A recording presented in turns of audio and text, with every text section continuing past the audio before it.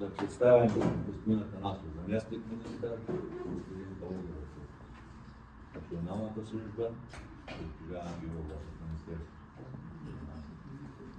по околната среда и госпожа Ганева от РИОСВ.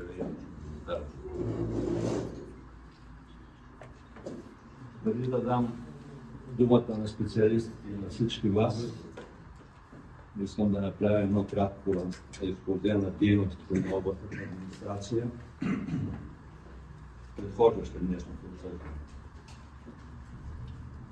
В областна администрация Сливен е постъпило заявление от Балкан резиденция ООД, представлявано от управителя Светлана Димова, извинявам се, Димитрова, с искане да бъде инициирано производство на основание член 41.3 във връзка с член 42 и 36 от Закона за защитените територии за намаляване на територията на природен парк Сини камъни с площ от 11 771 квадратни метра, представляващи поземлен имот с сгради.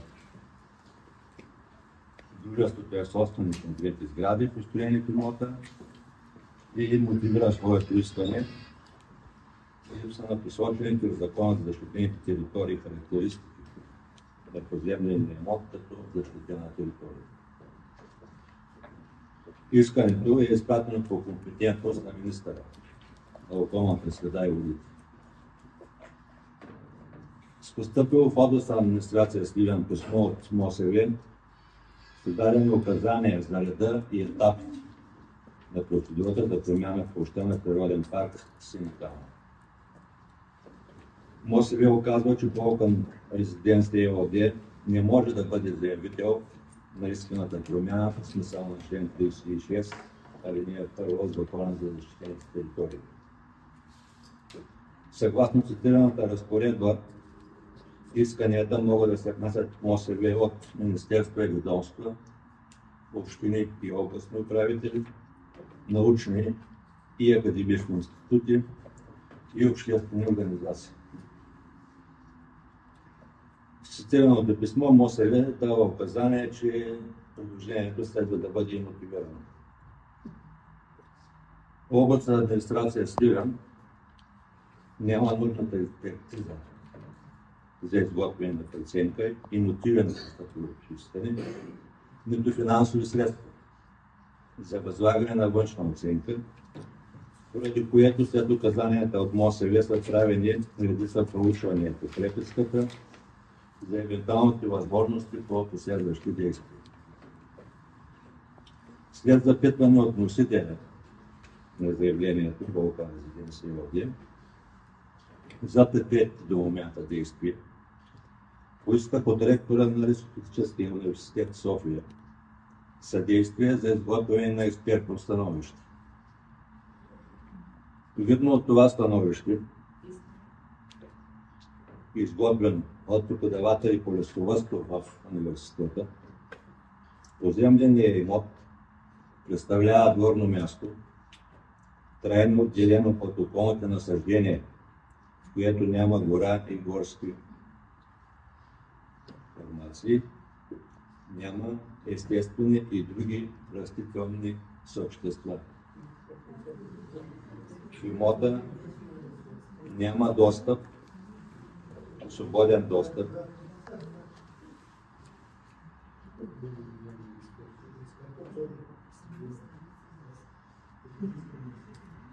за едри бозайници от прилежащата територия на парка.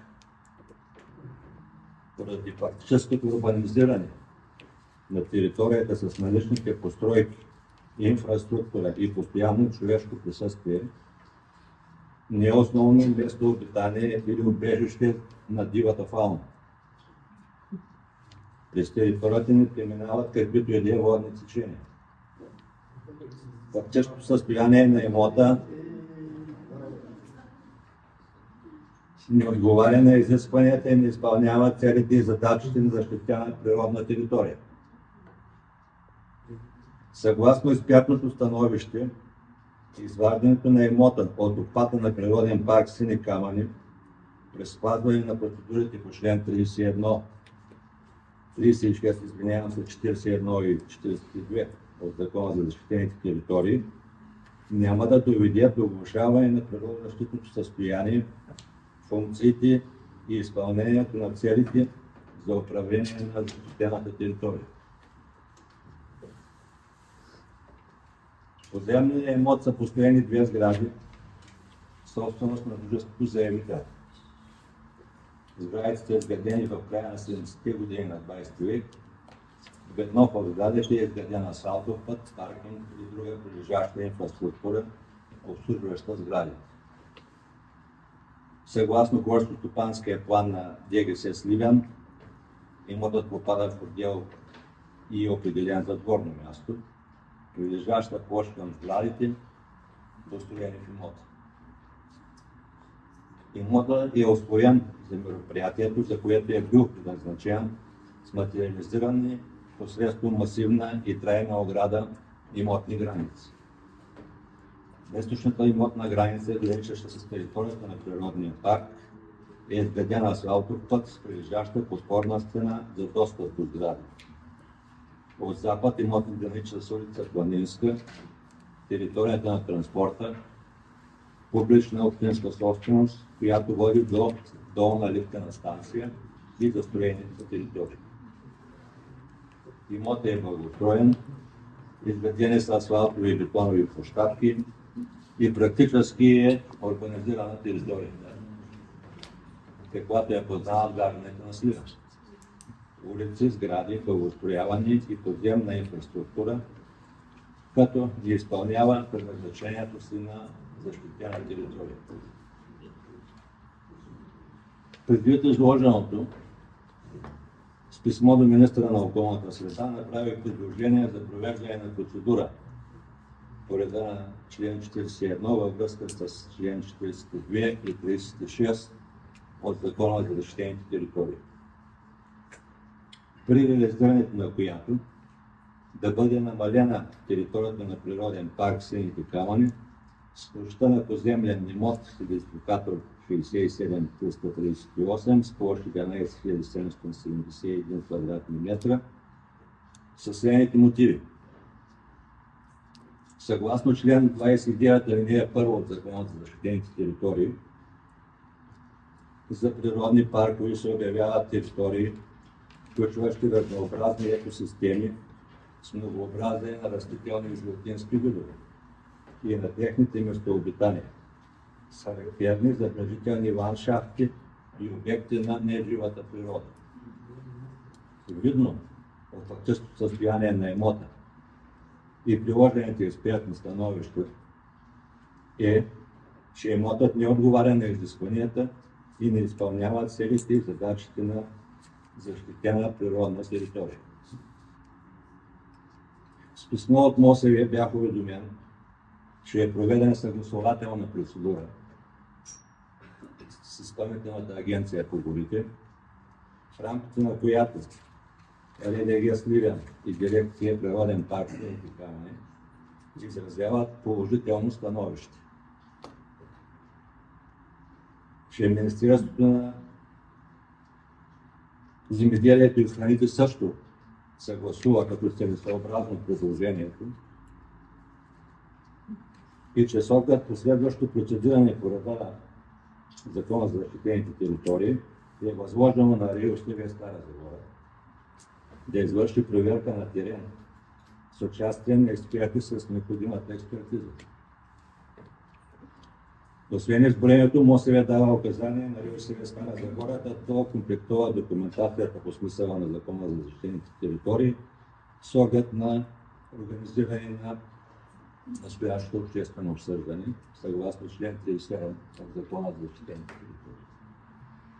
В резултат, РИОСВ информира МОСВ и мен, че проверката е извършена, като е изразено становище, че изключването на имота предмет на искането няма да доведе до влошаване на природозащитното състояние, функциите и изпълнението на целите за управление на защитената територия, както че няма вероятност да се окаже отрицателно въздействие върху местообитанията и видовите предмет на опазване в защитената зона Синикана.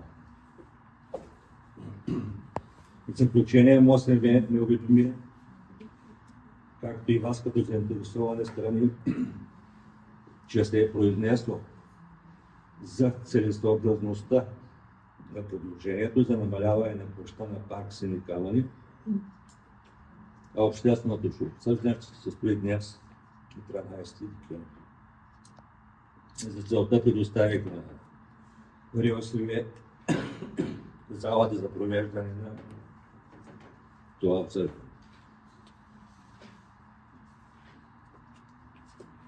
Сега отново напомням, при вземане на отношения моля да включвате микрофон, така че да бъдем коректни с протокола.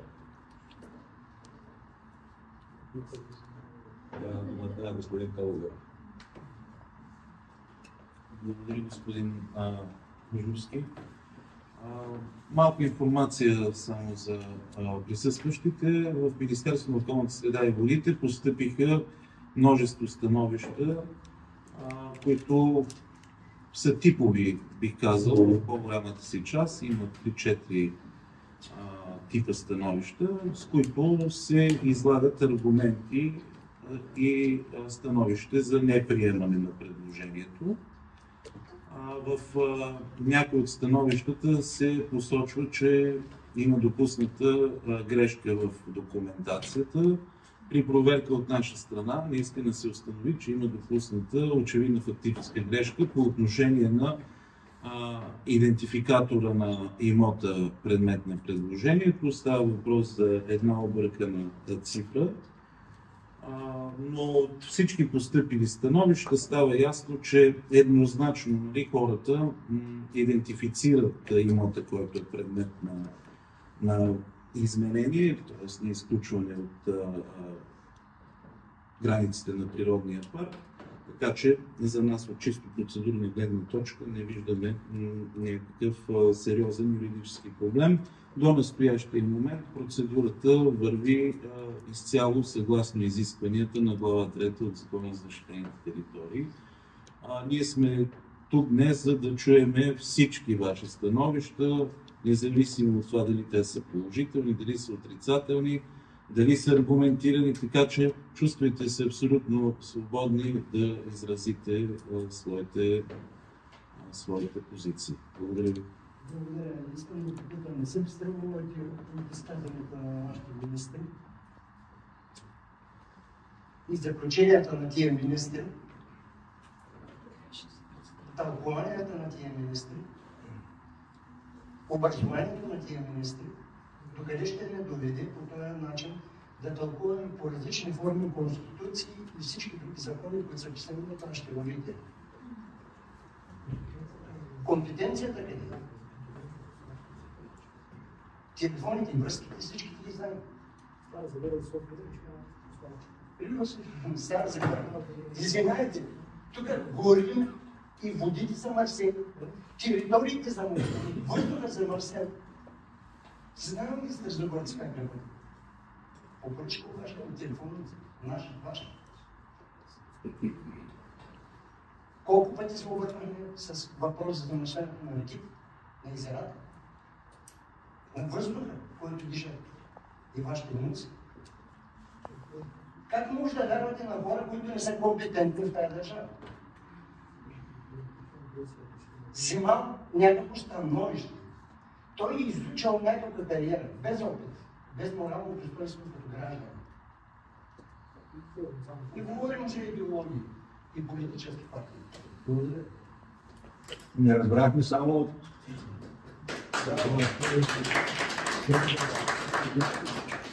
Не се представихте като? Георги Медев от политическа партия и ние граждани в Пламен Башков. Благодаря. Да, заповядайте.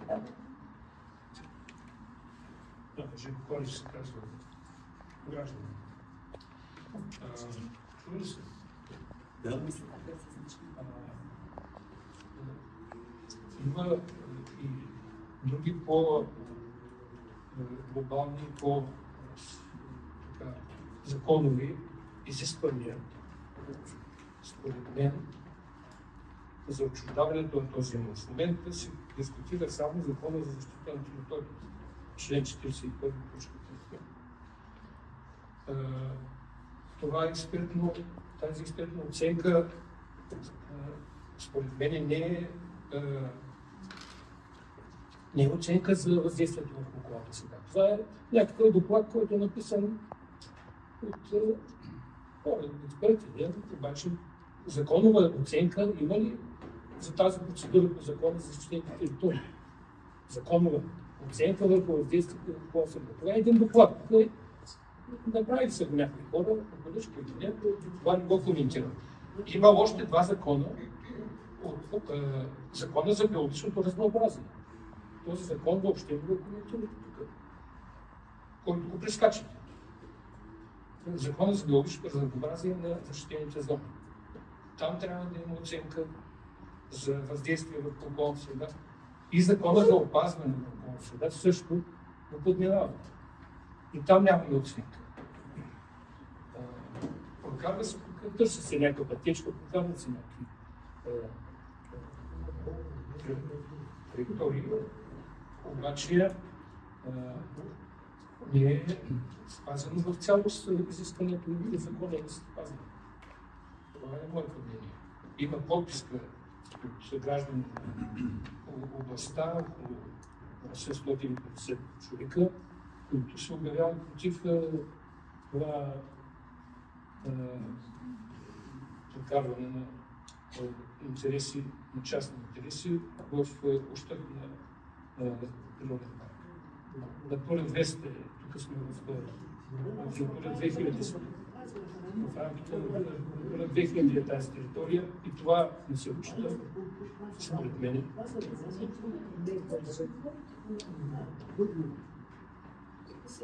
Благодаря. Казвам се Слава Савова. Аз съм докторантка в Българската академия на науките. Аз се фокусирам върху историята на околната среда. Съм родом от Сливен. Това е специално за днешната среща. Искам да обърна внимание на 3 точки.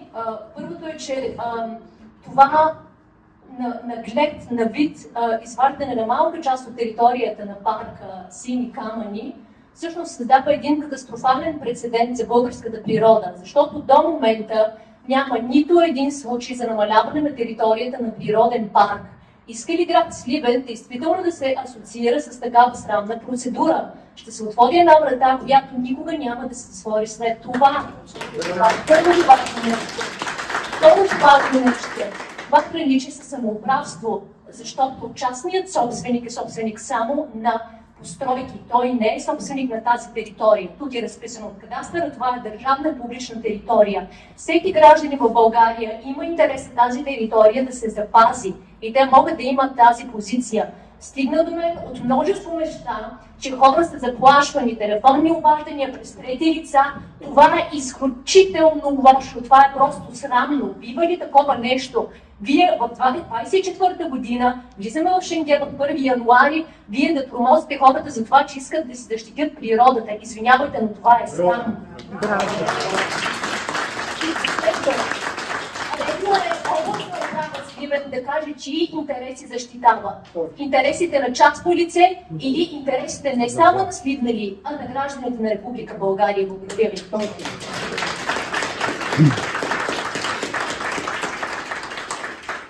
И аз ви благодаря. Първо ще дам думата на господин Колоберов. Да, благодаря ви. Може би така да процедираме по едно-две изказвания и реакции от наша страна, защото тук, за съжаление, констатирам не за първи път, но непознаване на нормативната уредба в областта на опазване на околната среда. Процедурите по обявяване и промени в защитените територии се извършват по реда на Закона за защитените територии. Бяха споменати и други закони, като Закона за биологично разнообразие и Закона за опазване на околната среда. Бяха споменати превантивни процедури, които се изискват по тези два закона. Но имайте предвид, че ние в момента не разглеждаме някакво инвестиционно предложение или план или програма ние разглеждаме едно предложение за намаляване на площта на природен парк. Тази процедура се извършва изцяло в рамките на Закона за защитени територии, глава 3. Така че тези процедури, за които вие говорите, по ОВОС, по оценка за съвместимост и прочие, те не се извършват в конкретния случай. В конкретния случай е важно дали тази част от територията има характеристиките на защитена територия, отговаря ли на критериите и на целите, за които в крайна сметка се обявяват тези защитени територии. Именно в тази връзка има експертни заключения от страна на компетентни органи в лицето на регионалната инспекция по околна среда и водите Стара Загора, в лицето на природен парк Сините камъни, в лицето на РДГ, на Изпълнителна агенция по горите, на Министерството на земеделието и храните.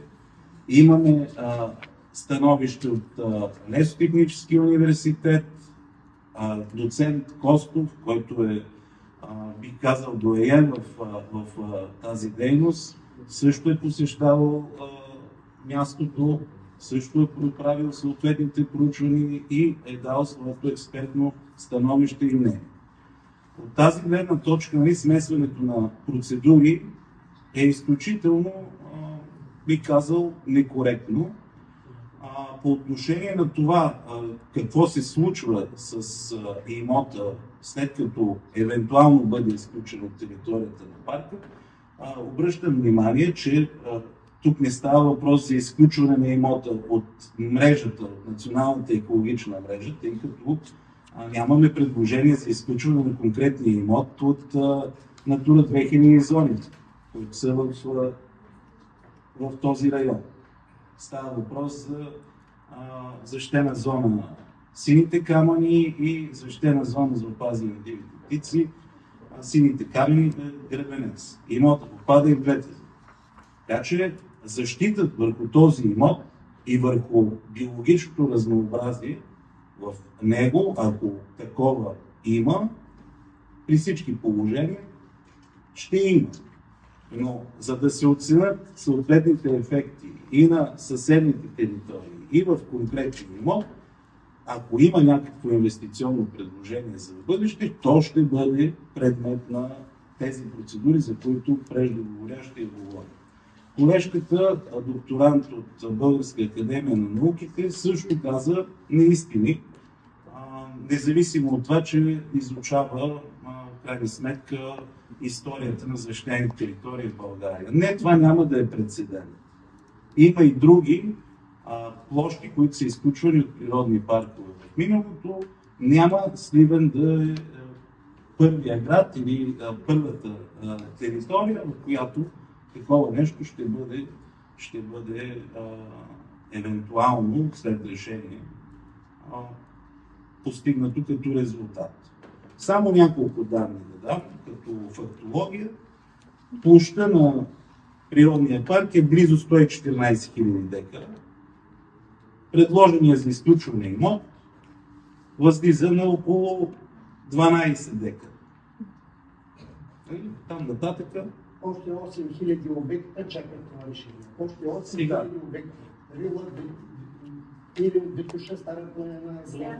Не дейте да смесвате различни процедури. Днес сме се събрали да обсъдиме предложението на областния управител за изключване на този конкретен имот, който е 11 771 квадратни метра или 11,7 декара.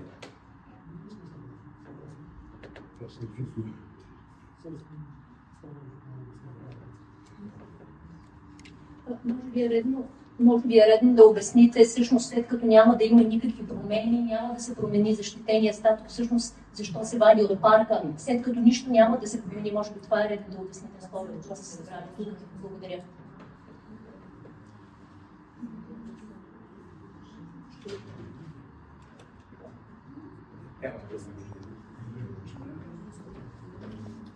Каква е причината за това цяло усилие, дали няма промени? Причината за цялото това усилие е искането на собственика на имота, на сградите. Един срещу всички. Това е целта на този собственик. Той не е собственик на имота. Той не е собственик на имота, той е собственик само на сградите. Казвам на сградите, знам, че не е собственик на имота. Защо той има власт върху държавната собственост? Защо вие защитавате неговия интерес? Аз не защитавам ничи интерес, аз също съм освоен. Съм докторант. Собственика няма право да инициира тази процедура. Вие от негово име я инициирате. Вие реално действате като негов наместник. Аз не действам като негов наместник, аз съм длъжен като областен управител, след като е образувана преписка, да й дам ход. Аз правя необходимото предложение. Оттам нататък се произнасят специалистите. Аз не вземам решение и не определям развитието на събитията. И заради това има серия от неправомерни становища. Не знам какво имате предвид, включая и с тези телефонни разговори. Бъдете по-конкретно. Добре, собственика няма право да инициира. Какво инициира? Като собственика няма право да инициира. Само негов интерес има. Той няма право да инициира. Някакви мними експерти там са скълъпили нещо и ние сме се събрали. Къде е собственика? Аз се извинявам, но не може да говорим за мними експерти при положение, че аз умишлено един момент ще ви дам думата. Аз умишлено ви изброих становищата, които са дадени от специалистите, не са дадени от мен. Аз съм само инициирал процедурата. Оттам нататък думата имат специалистите. И всъщност вие не отговорихте на първия ми въпрос, след като нищо не се променя, защо тази процедура е инициирана. Ако може накратко да ми отговорите конкретно на този въпрос. Защото е образувана преписка и аз съм държан да й дам ход. Собственика няма право. Защо сте образували преписка, като собственика няма право?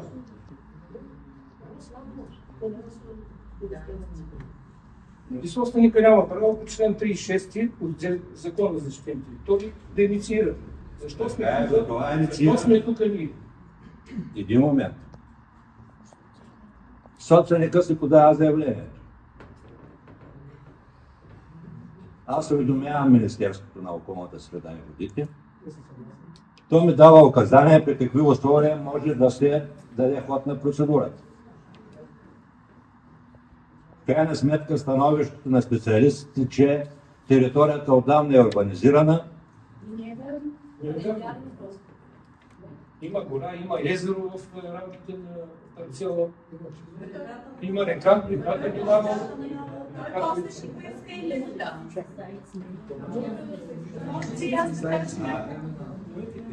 Един момент, нека да дам дума.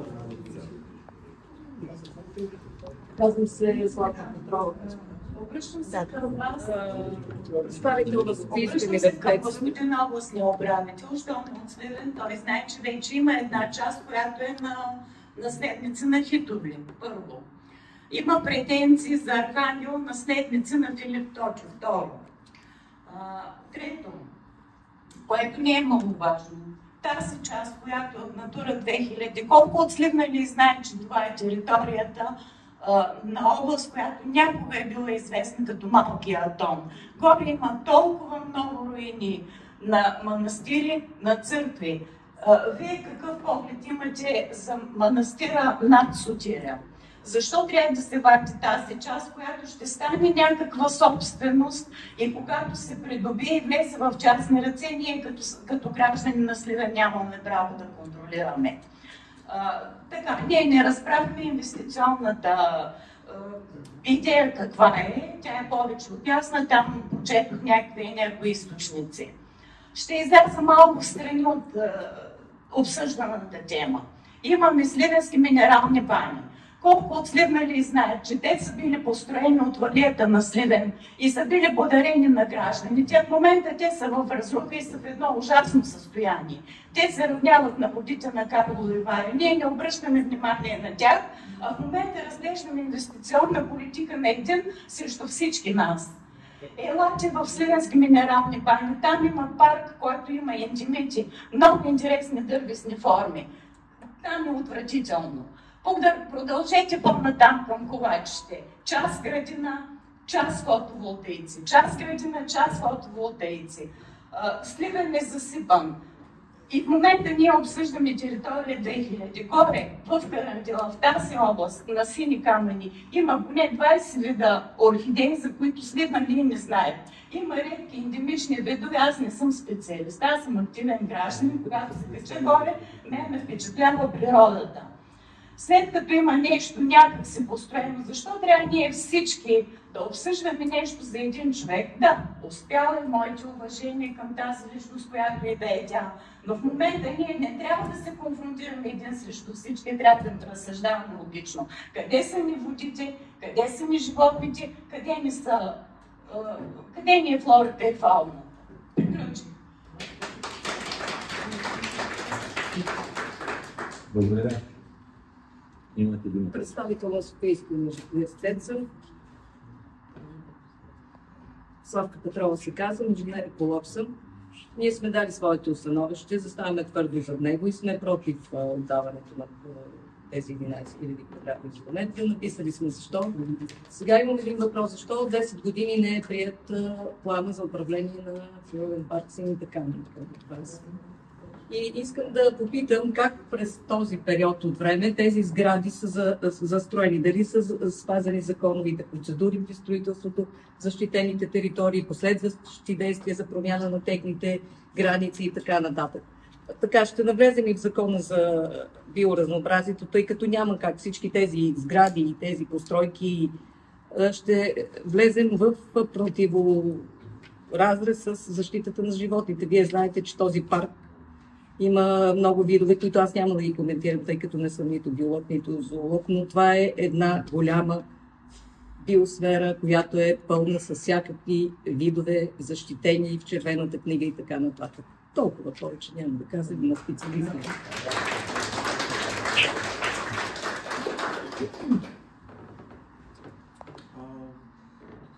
По отношение на това за плана за управление на Природен парк Сините камъни, в Сините камъни не е имало никакъв план за управление, както и странно.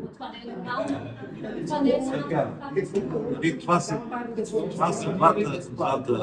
двата природни парка, които все още нямат планове за управление. По оперативна програма на околна среда в момента са заложени средства, и то не малко, за това, в крайна сметка, да има план за управление на територията, което ще се случи в идната година. Така че, благодаря за въпроса, но искам все пак да фокусираме дискусията върху конкретното предложение. Има други форми, на които могат да се разискват общите въпроси по отношение на опазване на биологично разнообразие, защитени територии. Така е, но едното не води до нарушение на другото. По отношение на строителството, как е извършено през 1982 година, при положение, че обектът е въведен в експлоатация и се ползва от толкова много години, се съмнявам да има допуснати закононарушения. Вероятно и самото строителство на обекта е стартирало доста преди самото обявяване на защитената територия, което се е случило през 80-та година. Така че това са моите коментари по вашите въпроси. И аз благодаря. Добър ден. Аз искам да попитам присъстващите, най-лично отговорници обаче. Може да се представите това? Донка Купенова се казвам, обикновен гражданин на град Сливен. Природен любител и редовен посетител на парка. Имаме едно такова чувство, ние гражданите на град Сливен, че отговорните институции за парк Сливен фактически не извършват нужните си действия за опазването на парка. На това ли се надържат собствениците на сградата на тези имоти, да искат да прокарат следното си предложение?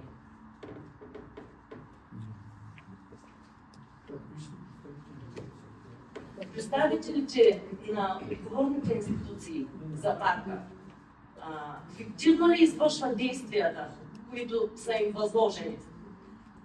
та да се прокара подобно предложение и да бъде гласувано изобщо. Благодаря. Ирина Петрова, директор на Природен парк Синята камена. Смятам, че се извършваме функциите и госпожата така голословно да говори. Не знам. Какво виждате в това, че ние не се вършим функциите? Грижим се за биологичното разнообразие на парка, за инфраструктурата, колкото имаме възможност да грижим. Това е свързано с средства, по които ни се отпускат. Плана за управление господин Калугеров отказа. Често на мен ми задават въпроса, защо нямаме план за управление. Не съм аз човекът, който мога да го направя. Министерството на околната среда и водите миналата година ни постави задача да направи задание. Направили сме, господин Калугеров каза, предстои до година обществена поръчка и там ще се включат научни институции и всичко, които са компетентни лица и ще направят. 2002 е имало направен план за управление. Причината, за която не е приет, не знам.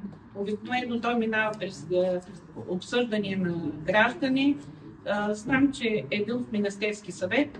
Няма информация защо не е бил утвърден. Какво точно да интересува и в какво ни се вършим работата? Госпожо Петрова, изкажете си становището относно това. Становището ми моето е, че ако се спазва процедурата на член 41 и 42, защото аз не съм от тая компетенция на Закона за защитените територии, нямам нищо против да се изключи тази територия. Ние знаем, че тя е построена като резиденция на Тодор Живков. Знаете, че в природен парк огради няма. Тази ограда съществува още там, не знам, от 80-та или 75-та година. Аз съм го посещавала преди, когато беше хотел. Наистина има озеленяване, има хотелска част, има паркинг. Бихте ли споменали цената на оградата? Ами не мога да ви кажа, защото аз не съм работила била съм малка, когато са правили резиденцията на другаря Тодор Живков и не съм била в партийния, че да знам. Аз не допускам, че вие сте директор на нещо, което не знаете какво притежавате. Извинявайте, аз не го притежавам. Не го притежавам.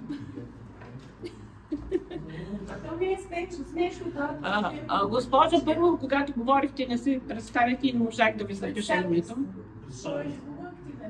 Добре, ще да запиша. Трябва да знаете, че всички пътеки на гарантура са на изходите. Благодарение на такива активни туристи имаме 100 000 незаконни пътеки и постоянно трябва да се заличава някаква лъжа. Извинявам се, може ли за момент? Госпожо, ще ви кажа, че под Котелка нямате отбелязан маршрут и точно там се разделихме с една група и благодарение на факта, че аз познавам маршрутите, се прибрах. Госпожо, резерват Котелка не е под управлението на дирекция на Природен парк Синята камена. Тя е под управлението на Министерството на околната среда и водите, респективно регионална инспекция по околна среда. Спирам повече да говоря, защото разпускаме не по темата, по която е. И аз съм на същото мнение. Много ви моля да дадем възможност на другите присъстващи да вземат отношение. Аз все пак две думи ще искам от госпожа Петрова. Госпожа Петрова, били сте в Шатото, там в парцела, нали? Имате ли очи да кажете, че няма гора, че няма растителност, няма езеро, там не минава река? Господине, много отдавна съм била в Шато Алпия, когато мой колега е ходил в комисия, аз бях в отпуска. Сега, той ли не бях в отпуска? Какво да направя? Как много отдавна, нали сте директор на Народния парк, на Природния парк? Как много отдавна? Какво аз правя в частния имот? Вие ако имате... Как ще е частен имот? Само сградата е частна. Сградата. Всеки може да влезе как. Хубаво, всеки... Това е държавна собственост, как частен имот? Какво приказвате? Аз нямам работа там. Как да нямате работа? Вие сте директор. Вие не мърдате от града. Господине, минаваме покрай оградата на Шато Алпия и ходим да наблюдаваме, примерно, гнездото на рушарите, което е високо в планината над Шато Алпия и не е попречило Шато Алпия на двойката, която гнезди там. Благодаря, госпожо Печова. Едно конструктивно решение, тъй като имотът е държавен, може би просто трябва да се премахне оградата, за да може спокойно да преминава всеки български гражданин през него. Тогава и апетитите ще намалеят за този имот и отново трябва да се придържаме всъщност действително за темата. Как се правят промени за държавен имот? Държавните имоти принадлежат на всеки един гражданин на Република България и защо областната администрация с един доста малък екип от експерти. Между другото, на доцент Костов, доколкото знам, той има една предистория за одобряване на подобни процедури. Може би трябва да се види неговата биография, защото това също е малко притеснително. И защо, отново подчертавам, се следва частният интерес на частно лице, а не се защитава общественият интерес. Благодаря ви.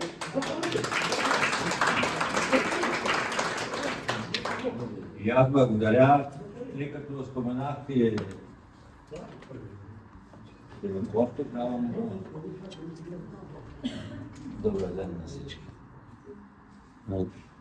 Ще ми е приятно да ми разкриете неща от моята биография. Аз съм доцент Костов. 65 години съм. Много интересно да познаете за мен. Но тъй като нещата стават някакси лични, аз разбирам, че има задоволство.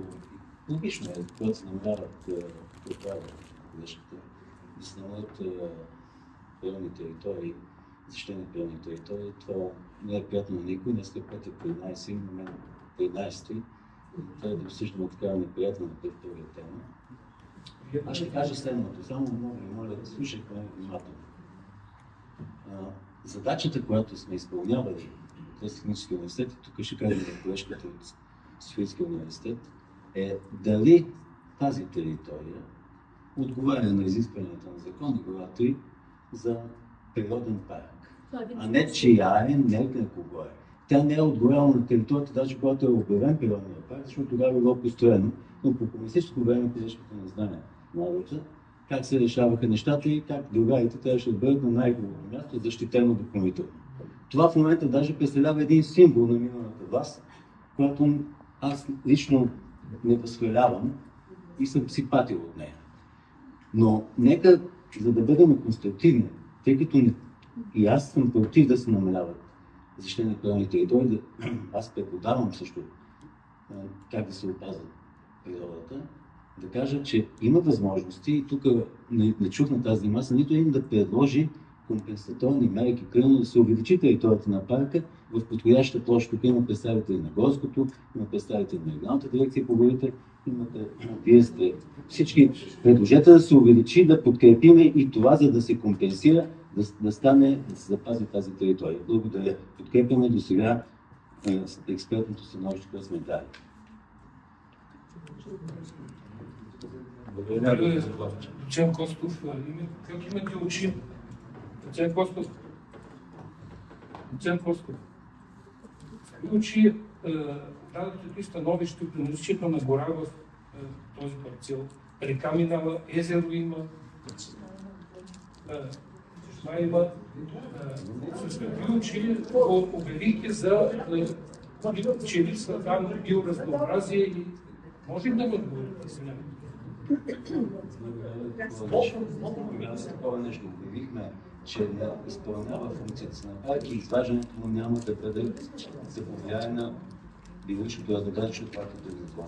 Не сме обявявали какво няма и защо няма. Ако има дървето или както, тя е в най-долна точка. Тя винаги ще бъде в най-долна точка и затова няма преминаване през парка. Тя е в най-долна точка на парка и там слиза в града. Така че всичко е абсолютно коректно. Така че реката преминава, града отива. Там е най-долната точка. То мисля, че становището е поддържане го и наистина територията от 13 декара на 8 декара е бетон. над 8 8 декара с пътищата. 8 декара. Асфалт, павета. Ако смятате, че така трябва да изглеждат нашите природни паркове, това е много жалко. И още веднъж казах, това е символа на предишната власт в Сливен и искате да го запазите по този начин, като ние държим на нашето становище. Аз имам чувство, че след 20-30 години ще се край сегашната власт.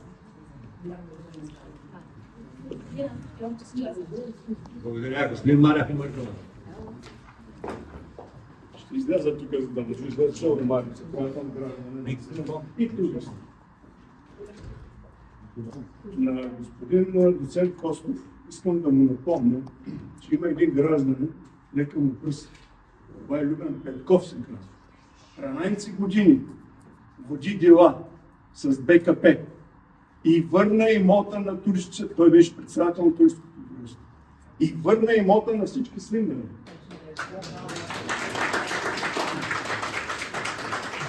Четири имота възстанови на туристическото дружество и нашето туристическо дружество беше едно от най-добрите в финансово отношение. Със средствата от Алпийския дом дори и направи промени, поправки и така. Той човек заслужава не само в почет, но поне един паралел. По-нататък, смяната на собствеността при много съмнителни обстоятелства от един заслужал алпинист, турист, Димко Томов и така нататък, чието намерения едва ли ги знаем, защото той така трагично загина. Но попадайки след това в наследници и промяна на собственост, имота отиде до там, вече, както дали да разсъждаваме на гражданите или не е на гражданите, имаме ли достъп до него, нещо, което винаги сме имали. Така. Но, които и да са собственици, или дружеството не ги познавам, те са закупили тия сгради при дадени определени условия. Тия условия, коментирам дори ограда и т.н.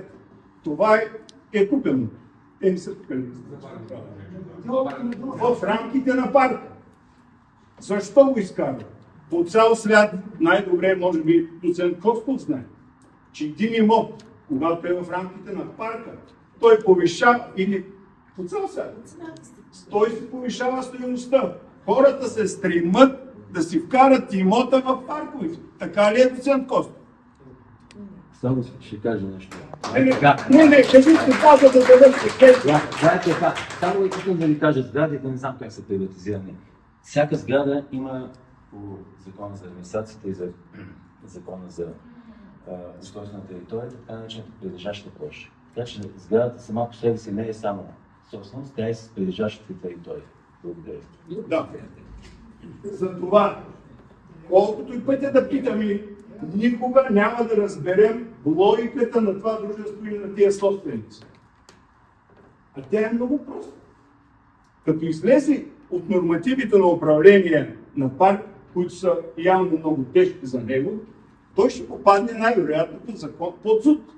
И тогава може да се прави каквото си иска. Или да се прокара интересите много, много по-лесно, не преминавайки през министерства и не плащайки скъпи експертизи и така нататък.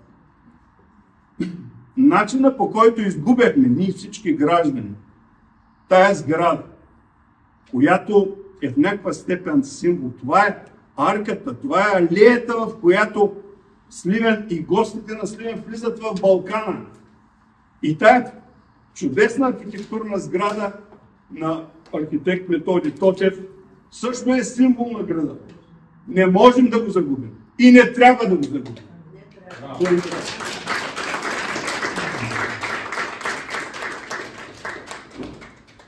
Благодаря, господин Манев, имате думата. Благодаря. Дами и господа. Да, заповядайте. Тъй като вече беше повдигнат веднъж въпроса за... Може ли за протокола?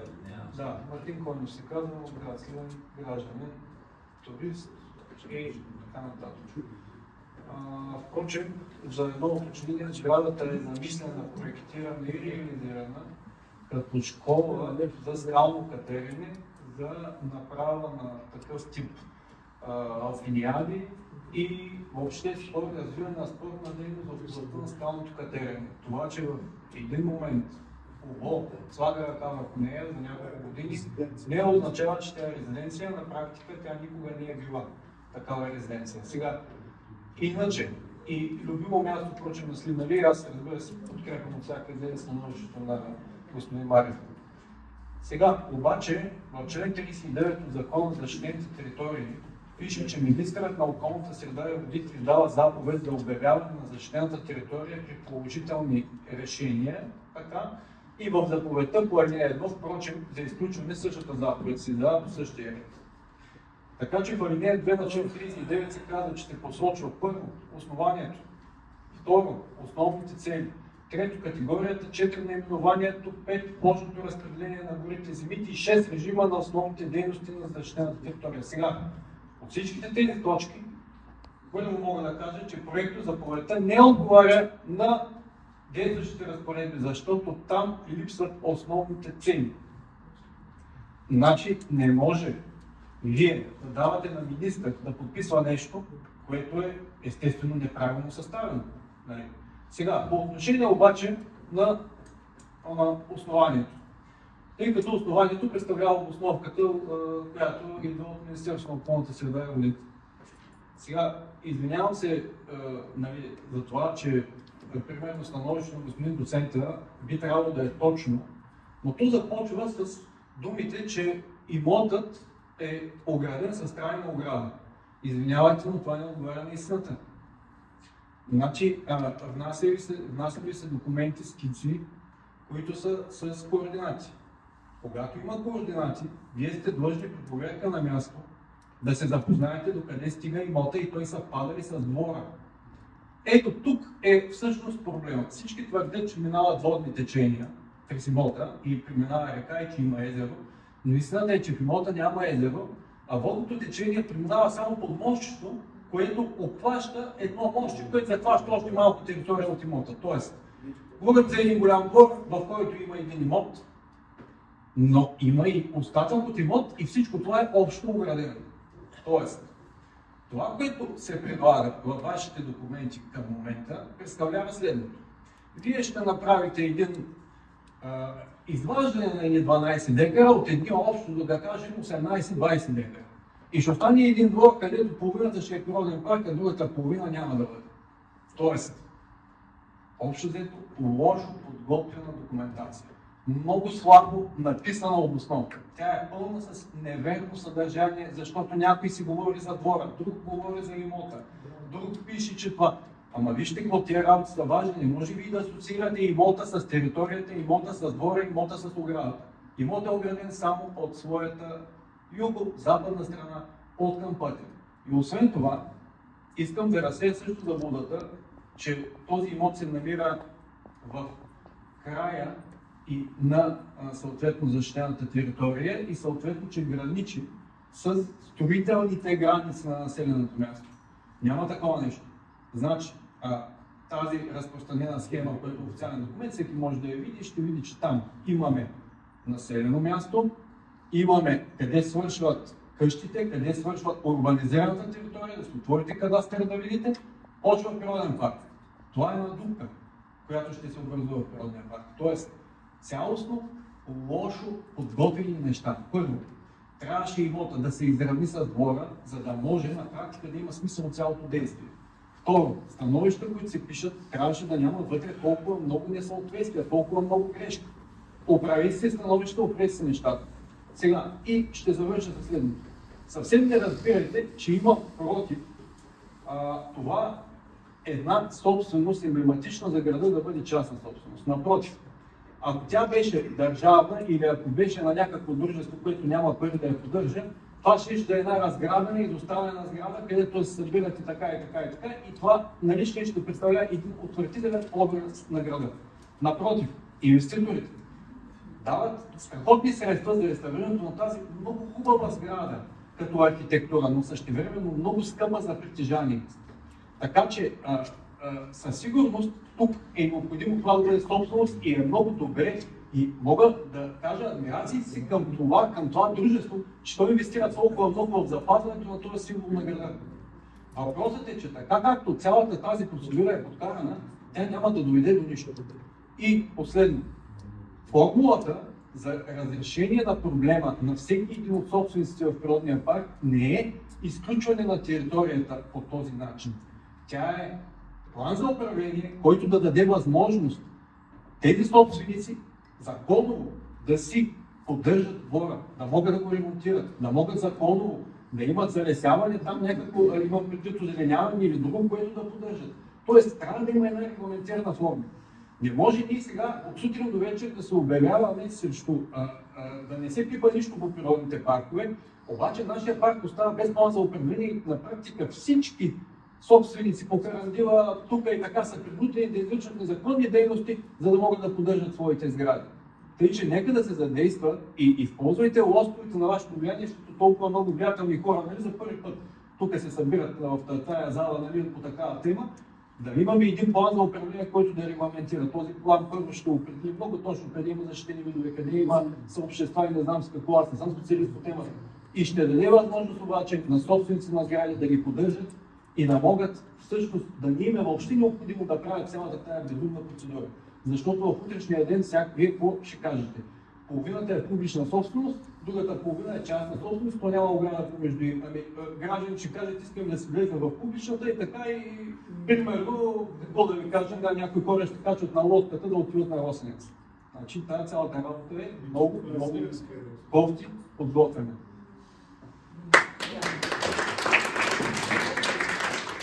Благодаря ви за коректното изказване. Призоваваме останалите да поддържат този дух на вземане на отношение.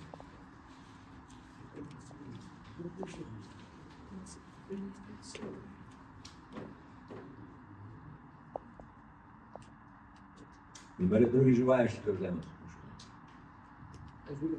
Кажа нещо. Само за микрофон, извинявайте много. Казвам се Весен Петров и съм председател на Горалния йога институт в град Сливен. Трябва да тръгна поради ангажимент, но исках да кажа, че първо, че не съм въобще експерт в закон и подобни теории, но от гражданска гледна точка си мисля, че един принцип е много важен. Че нещо, което принадлежи на хората, на гражданите, и то в природен парк в случая, не би трябвало да бъде давано на частна личност, защото от тук се отваря, мисля, че още някой го каза това, просто подчертавам един прецедент, който ще позволи за бъдеще подобни действия, които няма да бъдат полезни за народа. И това е моето скромно мнение. Ако да мисля така, то благодаря. И аз ви благодаря.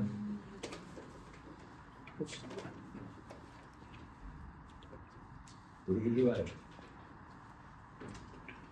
И мисля, че е редно също да поставим днешния разговор в контекста на предложенията за нови селищни образования, Дъболите и Карандила.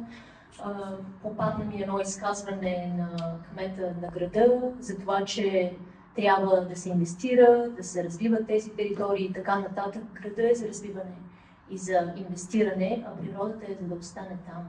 Това е природен парк. Не виждам, че това трябва да развиваме за каквото и да било. Аз съм лека професия и много добре знам какво означава това. Но това не означава няколко постройки. Това означава самосвали, водопровози, багери, това означава тежък трафик, това означава заустване на отточни води, това означава фекални води да текат в реките на Карандила. Благодаря. Браво.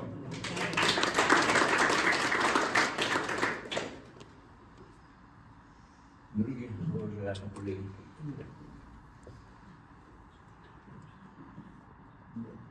Може да отговор на някакъв въпрос.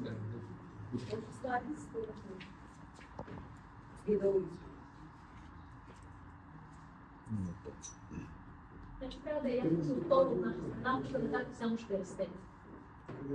Говорим за селищното образование или темата? Говорим, че това, което вие приемате сега, се опитвате да приемете, ще подбира пътя към това, което се опитвате да направите и горе в долите и къде било. Благодаря. И аз ви благодаря вече нееднократно. Мисля, че достатъчно ви дадох възможност да вземете отношение по темата, за разлика от колегата там, който говори преди вас, което да разводняваме нещата, защото сме се събрали по определен въпрос, но по отношение на селищното образование те опират преди всичко до ПУП, който ви го коментирате, че го няма. В същото време, защо има решение за селищно образование. Чух и коментар, че едва ли не ще превърнем Карандила и Долите Слънчев бряг. Да. Ето, понеже коментирахте и минералните бани имат ПУП. Те станаха ли Слънчев бряг? Те са всеки ден Не, понеже там стана дума, че искате отговор, това е моят отговор на въпрос. Окей, благодаря. Вие в момента не започнахте ли да продавате имоти, всъщност, които са на областната управа? Има 3 продажби за юли месец, ако не се лъжа. Има инициатива за Не съм ви давал думата, моля ви се, не сме се събрали да слушаме само вас. Дали сте архитект, докторант и какво ли не е още? Кажете, добре. Вашите архитекти и докторанти. Аз нямам архитекти, нямаме докторанти, така че. Затова съм предоставил на специалисти възможността да се дадат мнение. Има ли други желаящи за отношение? Здравейте, казвам се Георги Бутушев се казвам. Съм на мнение, че не сме съгласни като граждани, като трябваше да се обединим, че тези територии трябва да останат на парка и има много защитени територии на гражданите от Натура 2000. Тези 82 хектара, които никой не ги каза тук, от Кушкона нагоре и Долите и Карандила, Алпийския дом, той е само предпоставка да се дадат хората тук, кой ще се прави, кой не се прави. И после точно вратичка към следващото, за да се вземе този парк. Дали ще стане Слънчев бряг, дали Лас Вегас, това трябва да се опази, защото е наше богатство. Ние оставаме без природа, без реки, без води. И хубаво е, както каза господин Коенов, да има инвеститори, но не трябва милионите да са като все едно ще недосегаеми и да се прави каквото се иска. Като се случва и в националните паркове в Рила и в Пирин. Нека да запазим това за всички, включително и за вас, като хора с позиции, като хора с власт. Моите уважения, но един ден няма да дишаме пари. Запомнете, че против нещо благодаря. И аз ви благодаря. Здравейте, Марин Христов се казвам аз, като гражданин присъствам тук. Моят въпрос е по-скоро към представителите на министерствата. Мисля, че виждате много добре какъв е проблемът. Липсата на план. Трябва абсолютно да се работи в тая насока. И след това вече на базата на плана да се извършват всякакви инвестиционни намерения. Защото иначе става една огромна каша, създава се едно огромно удоволствие, едно голямо объркване. Никой няма интерес от това, най-малко гражданите на град Сливен. Относно това, което каза Коенов, абсолютно съм съгласен, защото ако този имот се извади от територията на парка, вече само преди него вляво има един друг малък имот с една малка къщичка, която е някъде от порядъка на 24-5 квадрата вила. Тая част също е в територията на парка. Не знам дали сте обърнали внимание на това. Така че доста днес такива неизяснени неща има и мисля, че трябва добре да се стикуват нещата и след това вече да се пристъпи към конкретно вземане на някакви решения. Но в случая планът за управление е разходничен. Оттам е големия проблем. Благодаря.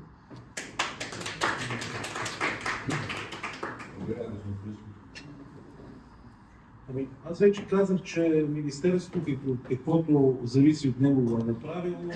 Колежката от дирекция на Природен парк Сините камъни също каза, че те имат готовност да разработят план. Така че каквото зависи от нас, ние ще го направим, гарантираме. Плана за управление е наистина много важен инструмент за управление на такива територии и липсата му създава категорично определени дефицити в едно ефективно и ефикасно управление. Така че абсолютно споделям това, което казахте, но от друга страна пък не трябва да приемем, че плана за управление е някаква панацея за всички проблеми. И в конкретния случай няма касателство с плана за управление. Тук говорим за това дали конкретен имот трябва или не трябва да остане в територията на парка, дали е бил включен правилно още 80-та година, дали неправилно е бил включен, има ли характеристики, такива каквито се изискват от закона, че той да бъде част от тази защитена територия. Това, което казахте също, разбира се, че сме видяли, че се получава дупка, разбира се, че сме видяли, че до населеното място има още площи, но в крайна сметка ние работиме по предложението така, както то е внесено. Ако комисията, която ще се събира след общественото обсъждане и така нататък, прецени, че е необходимо и други територии да бъдат включени, за да има някакво консистентно предложение, дали някои други имоти трябва да бъдат изключени, това ще бъде предмет на процедурата по-нататък. В момента обсъждаме предложението такова, каквото е. Благодаря за конструктивния диалог, който направихме. Благодаря и за предложенията, които вие дадохте за подобряване на процедурата, и колегата, който е в края на коридора на залата, също даде добри предложения. Така че това, което поемам аз като личен ангажимент, е максимално обективно да представя информацията от проведеното обществено обсъждане на министъра на околната среда и водите, който в крайна сметка взима окончателното решение по случая. Само делим към доцент Костов. Доцент Костов, експертното становище от името на Лесотехническия университет.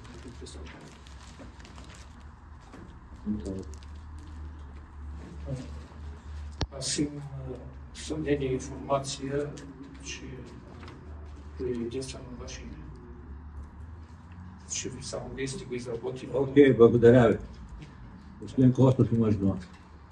Не е доцент Костов, това е заместник на разговор. Здравейте от мен, Камен Костов се казвам, заместник на Сливен. Една важна тема за Сливен. Тема, която ние работим, мога да кажа, постоянно. Постоянно сме в комуникация с инвеститорите, които са и на Карандила, и на Даулите, и така с общи усилия се опитваме нещо да се случва и да има хубави неща, че някакво се качи горе, да всички знаем и новата инвестиция, която е на стадиона, и няколко хотела, които се поправиха и на Даулите, и на Карандила. И бих искал да кажа, че позицията на общината е такава, че заедно и с Министерството и с плана за управление, като се направи, трябва да вървим в тая посока, нашата планина да става все по-приветлива и добре организирана за туристите и да се радваме на нашата хубава природа. Благодаря. Да бъдем чиста и правена. Абсолютно. И да вас не е в момента. Без да има страна застрояване и умърсяване. Така, вървим ли, колеги, към приключване на обсъждане? Да, разбира се. Здравейте на всички, казвам се Диана Паскалева, жител съм на Сливен, тук съм израснала. Подавала съм тук за строежа на Алпийския дом като ученичка или на мога да не помни, но аз помня това нещо.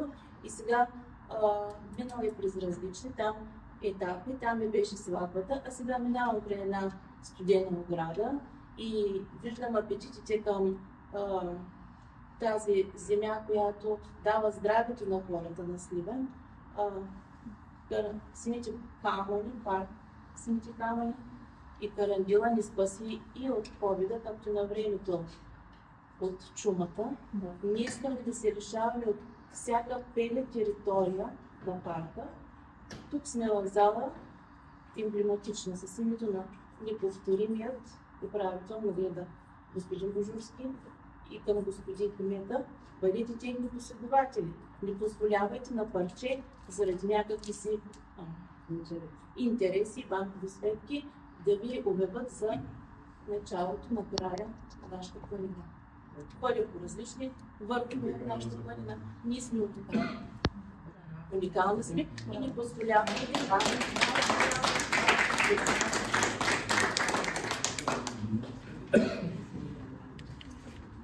Благодаря ви. Има ли други желаящи?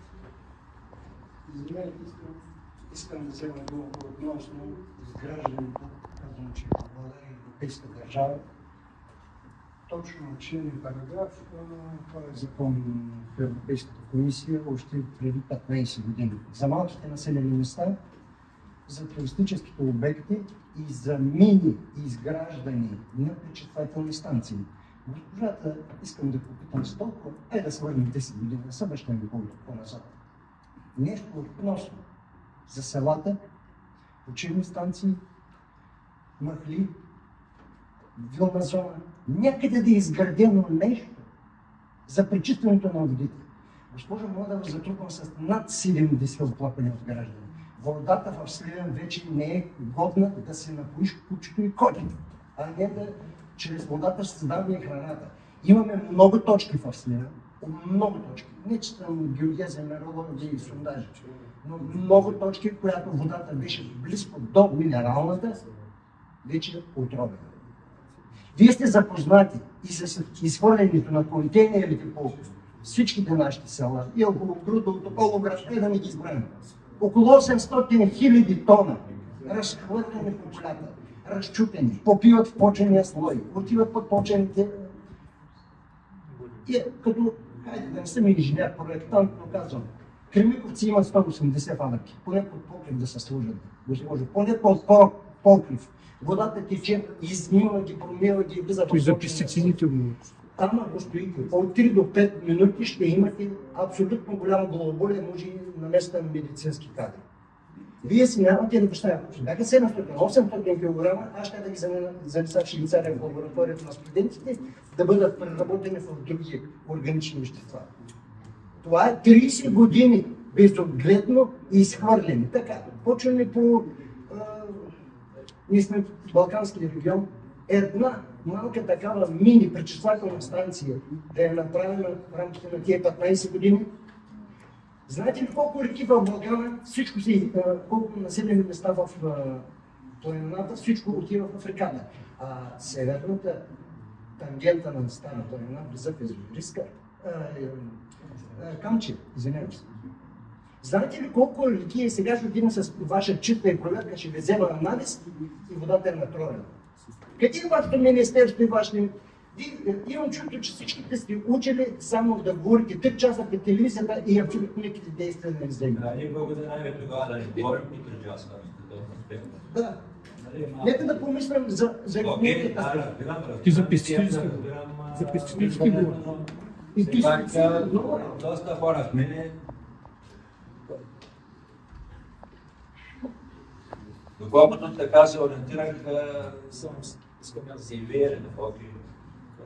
Добър ден на всички, казвам се Филип Кънев и съм общински съветник в Възраждане, но тук съм като гражданин. През последната година има възможност да присъствам на различни обществени обсъждания и за първи път виждам толкова много граждани да присъстват и да заявяват своите позиции.